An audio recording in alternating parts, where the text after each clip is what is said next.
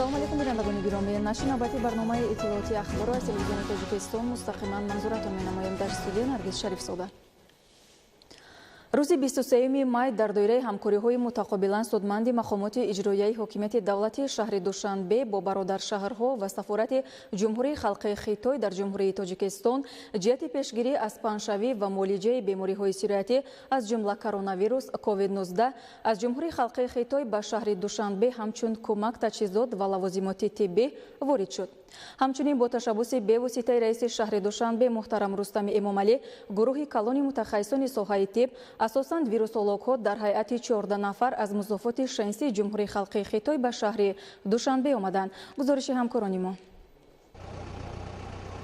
23 май бо ташаббуси мақомоти иҷроияи ҳокимияти давлатии шаҳри Душанбе дар доираи ҳамкориҳои мутақобилан судманди мақомоти иҷроияи ҳокимияти давлатии шаҳри Душанбе با برادر شهرها و سفارت جمهوری خلقی خیتای در جمهوری تاجیکستان جهت پیشگیری از پنهشوی و معالجه بیماری‌های سیرایتی از جمله کرونا کووید-19 از جمهوری خلقی خیتای به شهر دوشنبه همچون کمک، تجهیزات و لوازمات طبی دسترس کرده شد. همچنین با تشبث بواسطه رئیس شهر دوشنبه محترم رستم امامعلی گروه کلان متخصصان ساحه طب اساساً ویروسولوژها در هیئت 14 نفر از مضافات شنسی جمهوری خلقی خیتای جهت تبادل تجربه با طبیبان تاجیک در راه پیشگیری پنهشوی بیماری سیرایتی کرونا ویروس کووید-19 به شهر دوشنبه آمدند. با جمهوری تاجیکستان بیشتر کمک‌های بشردوستانه نیست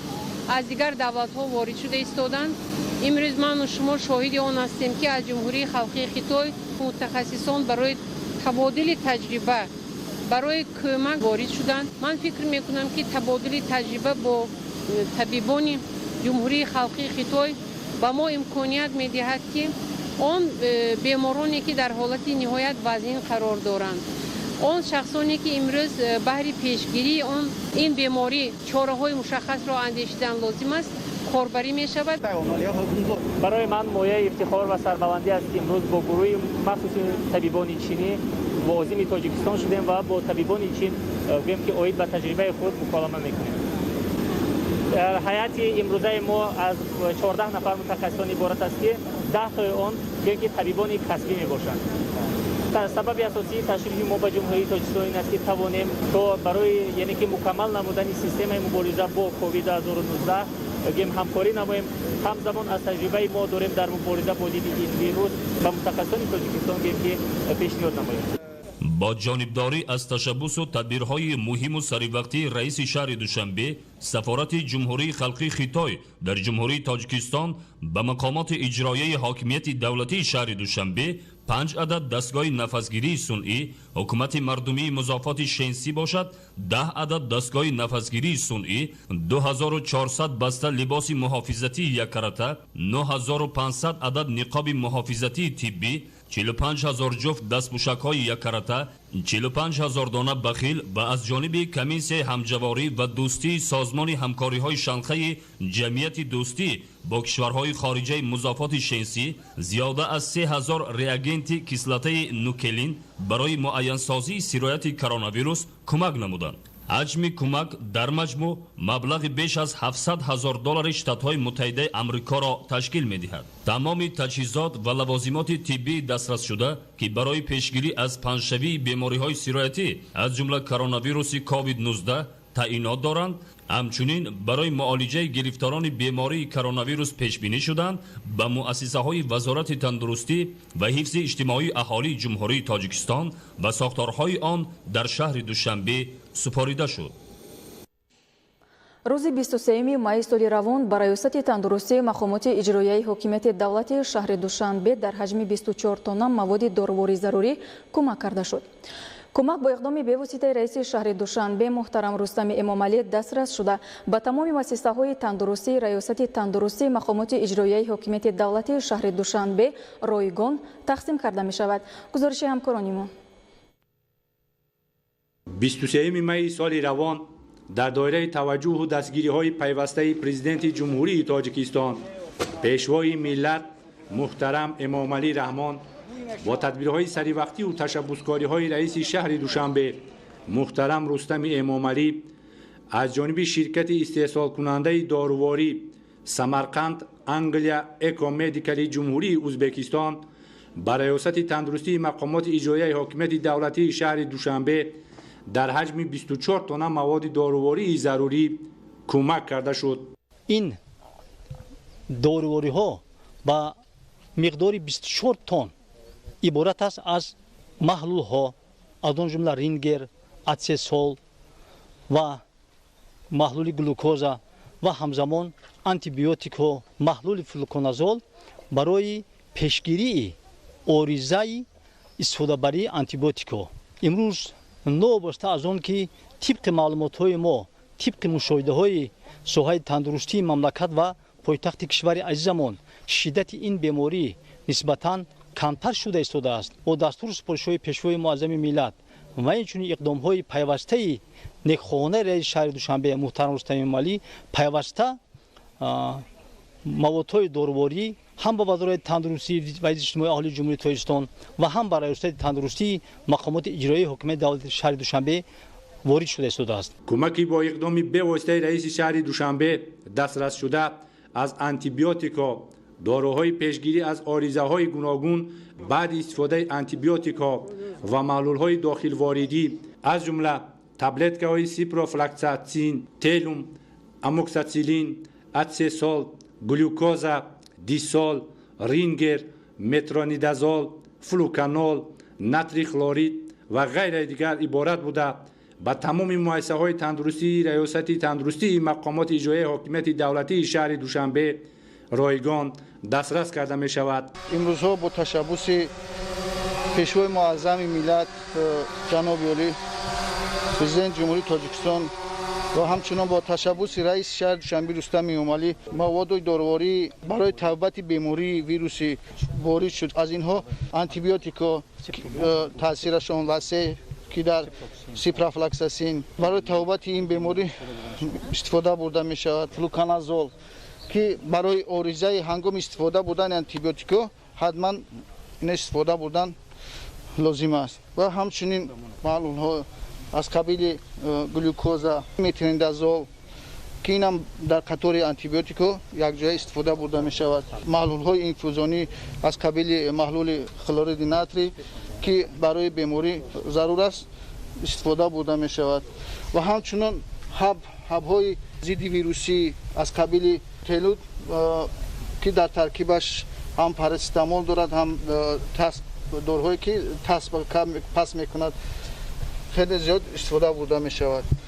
باید تاکید کرد که از روزهای نخستین به قید گرفته شدن بیماری سیرایتی کرونا ویروس کووید 19 در جمهوری تاجیکستان رهبریت مقامات اجرایی حاکمیت دولتی شهر دوشنبه برای پیشگیری از پنه‌شوی این بیماری سیرایتی در پایتخت مملکت تدبیرهای ضروری اندیشیده با مقدار ضروری تمام مؤسسه‌های تندرستی شهر دوشنبه را با مواد داروواری و لوازمات و تجهیزات طبی تامین نموده است. همچنین تمام ساختارهای مربوطه شهر دوشنبه در این روزها به طور شبانه روزی فعالیت نموده کارهای بی‌ضررگردانی و تدبیرهای دیگری ضد اپیدمیکی پیوسته گذرانیده می‌شوند.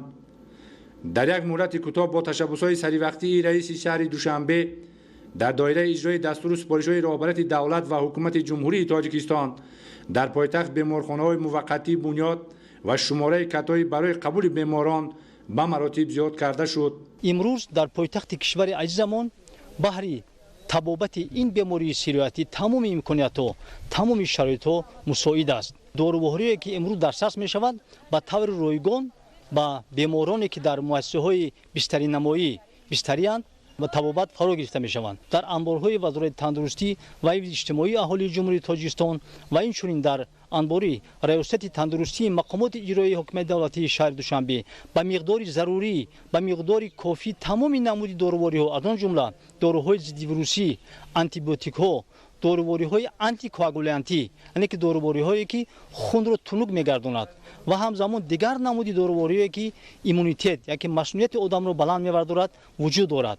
در همکاری با ساختارهای وزارت تندرستی و اجتماعی اهالی جمهوری تاجیکستان با دستور سپارش‌های پیشوای معظم ملت داروواری نه که دسترس می‌شوند به تمام مؤسسه‌های بستری نمایی پایتخت همچنین ва ноҳияҳои гирди атроф ҳам дар сар шудааст барои ба таври ройгон истифода бурдани беморон. умуман дар шаҳри душанбе тамоми тадбирҳо барои ҳифзи саломатии сокинони пойтахт ва боз ҳам беҳтар намудани сатҳи хизматрасонии тиббӣ ба аҳолӣ пайваста тадбирҳои зарурӣ андешида мешаванд ва кормандони соҳаи тиб мунтазам аз кӯмаку дастгириҳои мақомоти иҷроии ҳокимияти давлатии шаҳр баҳраманд мегарданд. ҳар нафар пеш аз ҳама бояд ба солимии худу наздиконаш аҳамияти ҷиддӣ диҳад, чун андак беътиноӣ нисбат ба солимӣ метавонад ба бемориҳои табобатнашаванда бурда расонад. имрӯзҳо бемории сироятии коронавирус ҷомеаи ҷаҳонро ба ташвиш овардааст ва барои пешгирӣ ва бартараф намудани он кишварҳои олам дар мубориза мебошанд. дар ҷумҳурии Тоҷикистон низ корҳои пешгирикунанда дар сатҳи зарурӣ ба роҳ монда шудааст. мақомоти иҷроияи ҳокимияти давлатии шаҳри душанбе бо мақсади ҳифзи тандурустии сокинони пойтахт аз бемориҳои сироятӣ ва муолиҷаи мубталоёни он тадбирҳои заруриву фавриро амалӣ намуда истодааст.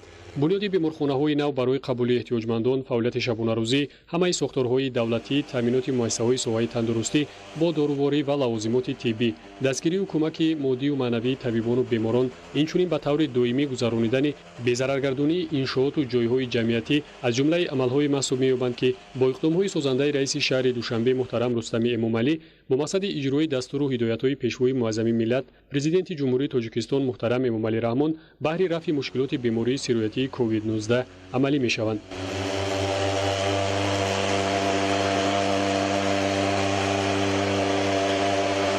дар ин замина покорию безараргардонии сартосарии пойтахт аз ҷумла бинову иншооти таъиноти маъмурию манзилӣ, истгоҳҳо ва нақлиёти ҷамъиятӣ, майдончаҳои варзишӣ, боғҳои фарҳангу фароғатӣ, шабонарӯзӣ идома дода шуда истоданд. дар идомаи корҳои вобаста ба пешгирии бемориҳои сироятӣ миёни аҳолӣ ин навбат дар асоси дастуру супоришҳои раиси шаҳри душанбе муҳтарам Рустами Эмомалӣ мутахассисони корхонаҳои марбутаи соҳавӣ дар як қадор иншооти таъиноти соҳаи тандурустии шаҳри душанбе аз ҷумла дар беморхонаи муваққатӣ дар заминаи муассисаи давлатии маркази ҷумҳуриявӣ тайёрии олимпии дастаҳои мунтахаби кумитаи ҷавонон ва варзиши назди ҳукумати ҷумҳурии Тоҷикистон таъсис ёфта. инчунин дар хобгоҳи нави донишгоҳи миллии Тоҷикистон гимназияи ҳарбӣ ба номи ворисони кӯруши кабири қушунҳои сарҳадии кумитаи давлатии амниятии миллӣ, беморхонаи сайёр воқеъ дар варзишгоҳи бофанда ва дар коллеҷи ҷумҳуриявии тиббӣ дар ноҳияи Сино ки ҳамагӣ бо инобати хуруҷи бемории нави сироятии COVID-19 барои қабули мубталоёни бемориҳои сироятӣ омодаву пешбинӣ гардидаанд, тадбирҳои покорию безараргардониро анҷом доданд.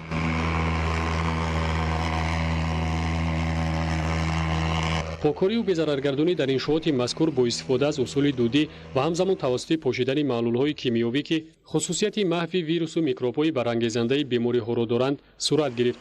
покорию безараргардонии бинову иншоотро мутахассисон дар шароити хуруҷи пандемияи бемории намуди нави коронавирус COVID-19 амали муассир дар ҳифзи солимии аҳолӣ медонанд. дар ин баробар тавсияҳои муфиди инфиродӣ ҳам ба шаҳрвандон пешниҳод шудааст ки риояи тозагии шахсӣ ва истифода аз ниқобҳои тиббию маълулҳои муҳофизатӣ асоси онро ташкил медиҳад.